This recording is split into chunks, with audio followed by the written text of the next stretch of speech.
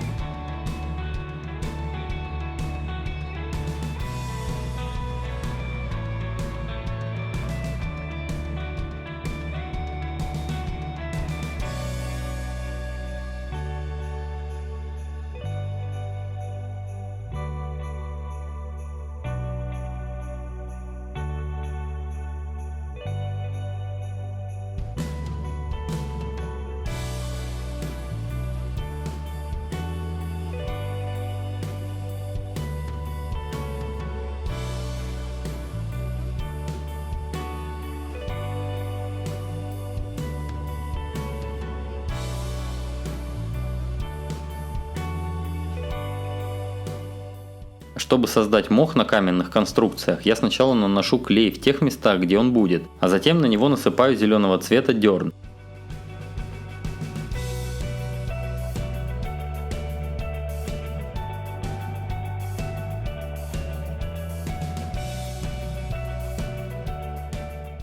То же самое делаю и с мостом.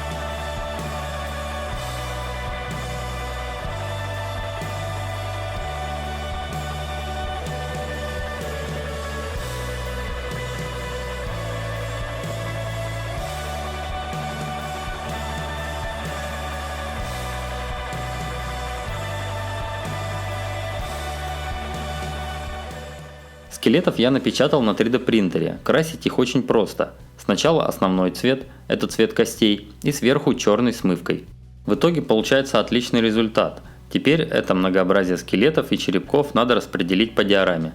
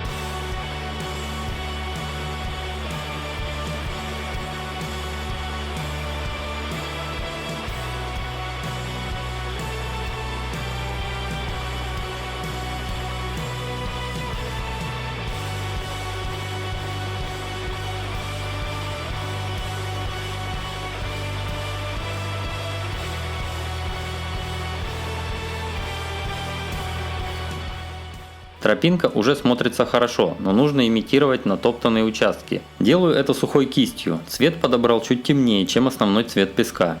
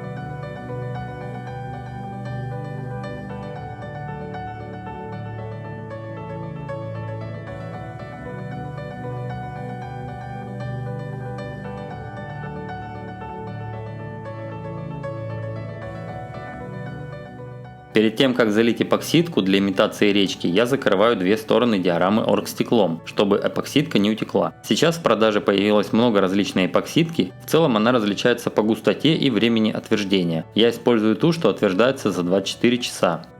Смешиваю компоненты и немного подкрашиваю коричневым пигментом. Этот оттенок смешается с цветом дна и получится реалистичный цвет реки.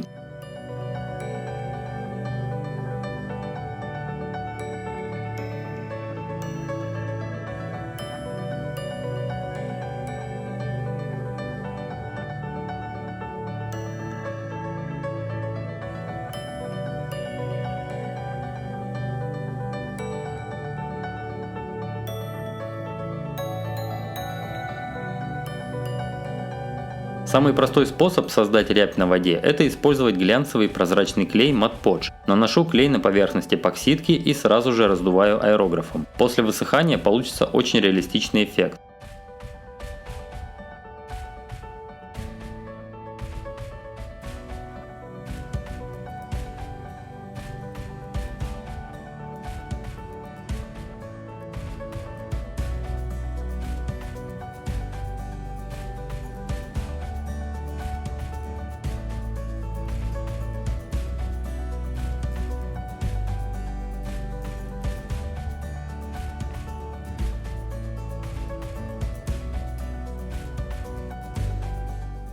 Ну вот практически и все, осталось зашпаклевать и покрасить стороны диорамы. Для больших диорам я делаю рамки и крашу их в черный. Черный цвет рамки позволяет создать необходимый контраст и сделать акцент на работе. Колпак из оргстекла защищает от пыли. Ставлю свой лого Mini Bricks на рамку и диорама готова. Спасибо, что смотрели.